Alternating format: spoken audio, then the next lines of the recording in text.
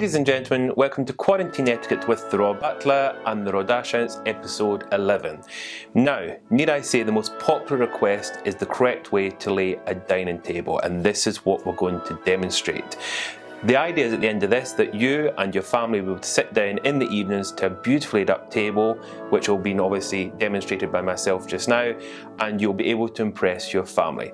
And not only impress the family, but have dinner in the most fantastic of settings as I do with my Dachshunds. Now, excuse me a second.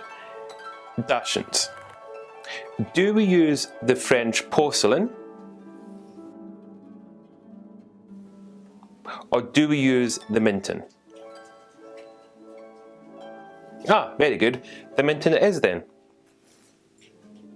The first thing I would do is move the chair away so that it's easy for me to work here. Place down the largest plate, which will be the main course plate, and I'm going to measure it from the inch from the edge of the table using my thumb, as I've demonstrated before. That is perfect, and then we'll get the cutlery.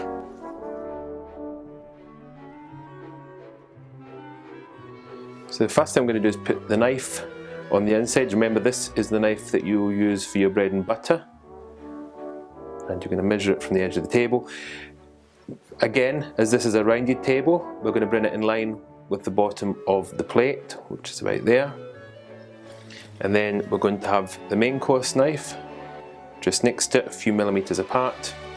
And the fork, main course fork, will go on the left.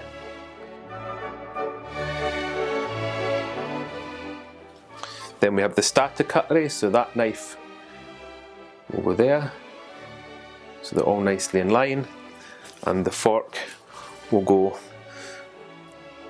next to the main course fork, nicely in a line. And then lastly, we have the pudding cutlery, which gets positioned on top. This I'm demonstrating in what I would class as the royal way of doing it, because if you go to Buckingham Palace for a state dinner, this is exactly how you would find the pudding cutlery placed just above.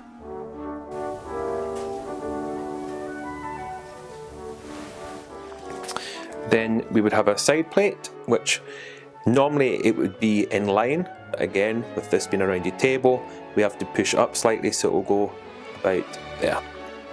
Now, I'm going to go into what's called Butler supersonic speed and lay up the other side, and then we can look at folding the napkins and adding the other pieces on the table.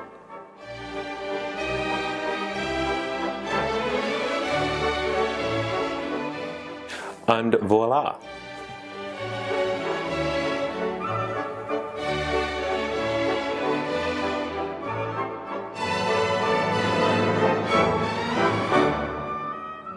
Now, from the request that we had in, somebody asked me, how do you clean and polish glass? And the easiest thing to use is steam and a glass cloth. So here we steam the glass, as you can see, and then we polish it with the glass cloth to get the perfect finish. Ah, perfect. Next we've got the glassware. So I've demonstrated how to polish it. Once it's polished, we can then place it on the table. So the white wine glass is positioned there between the starter and the main course knife. I will talk about a little bridge there, and that's where the glass just sits very nicely, a couple of millimeters above each. And then the red wine glass goes just to the side of the white wine, around about there. And the water glass goes directly opposite the red wine glass. Just make sure that's all in line, so you've got a little triangle. And if there's any crests or anything like that, make sure that they're all pointing the right way. And lastly, if you're lucky enough to have port, then the port glass goes just behind, so you've created a diamond formation.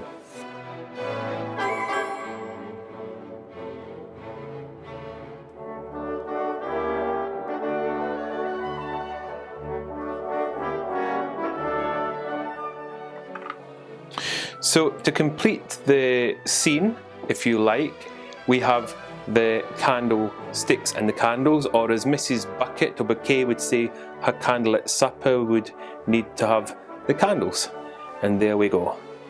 There's a candle with the lovely candlesticks, matching candlesticks to go. Then we add the salt dish, the pepper, and of course the mustard. And then every table needs to have its centerpiece, and for the center of my table I like to use my cockerel.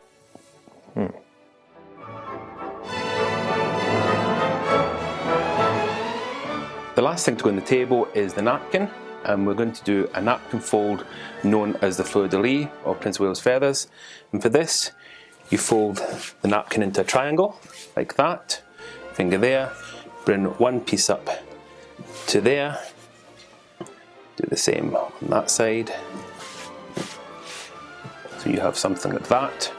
You then want the bottom piece to come up to that point, so just over 3/4, bring it back in itself, and then put your thumbs on top, fingers underneath, flip it over, and then you're going to tuck that in at the back, like that. And then, hopefully it's going to stand, which it does, and then you're going to bring the sides down, like that. Perfect. Then we can remove these plates, as we don't need them now. We've got the positioning done, and we can place down the beautifully folded napkins.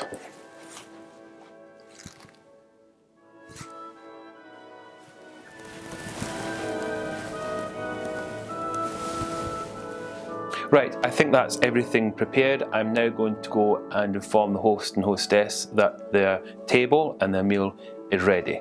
Now, where are they?